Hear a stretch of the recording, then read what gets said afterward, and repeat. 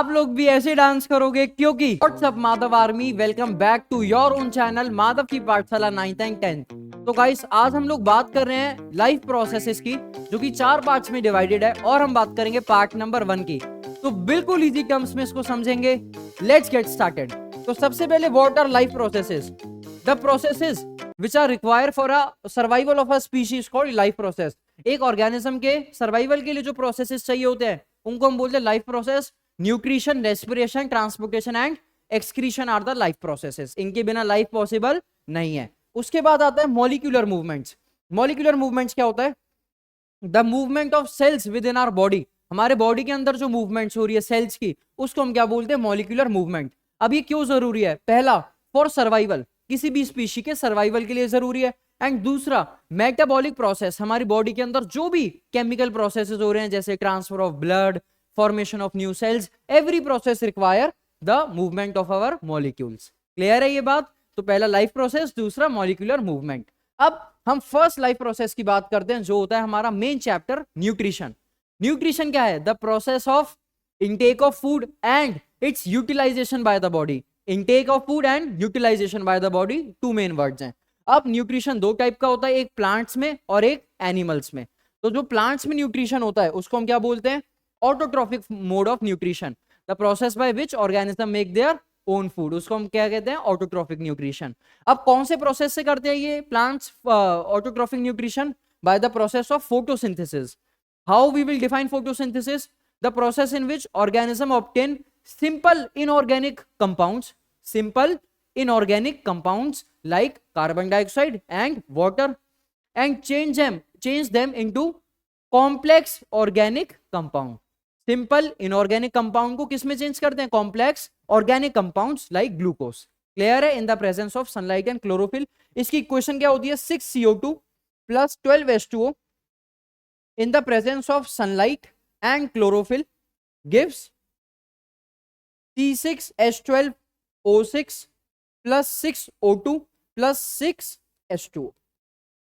Clear है? तो ये है हमारी फोटोसिंथेसिस की इक्वेशन। अब क्या क्या चाहिए फोटोसिंथेसिस में? हमें एक तो हमें CO2 चाहिए जो कि हमें एटमॉस्फेयर से मिलेगी, वाटर जो कि सॉइल से मिलता है प्लांट्स को, सनलाइट जो कि सन से मिलेगी, एंड क्लोरोफिल जो कि लीव्स में प्रेजेंट होती है।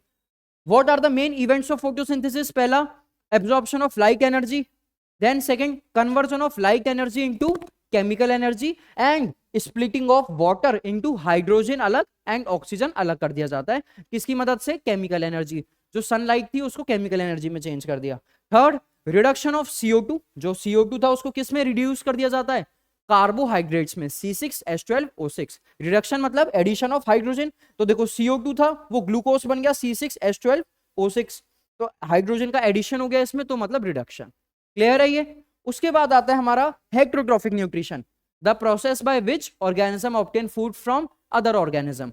अब ये 3 टाइप का हमें गिवन है। पहला, holozoic.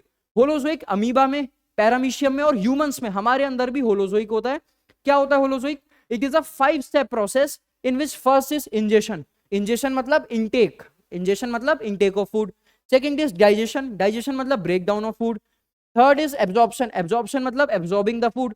Fourth is assimilation, assimilation मतलब growth by the food. And fifth is egestion, egestion means removing the undigested food, not the waste. Waste को नहीं रिमूव कर रहे हम, जो अनडाइजेस्टेड फूड है जो ब्रेक नहीं हो पाया उसको रिलीज करते हैं। Saprotrophic, when an organism obtain food from dead and decaying organism. बहुत सारे जो बैक्टीरियाज होते हैं वो सेप्रोट्रॉफिक होते हैं। Parasitic, when an organism obtain food from host organism without the host getting any benefit. Example है कसकटा या फिर अमरबेल जो होती है हमारी, ठीक है, वो हो गया पैरासिटिक न्यूट्रिशन। क्लियर है? जिसमें होस्ट की बॉडी से आपके हेयर में क्या हो जाते हैं? टिक्स हो जाते हैं, है ना, जो कि क्या करते हैं? हमारी बॉडी से न्यूट्रिशन ले रहे हैं और हमें कोई बेनिफिट नहीं होता।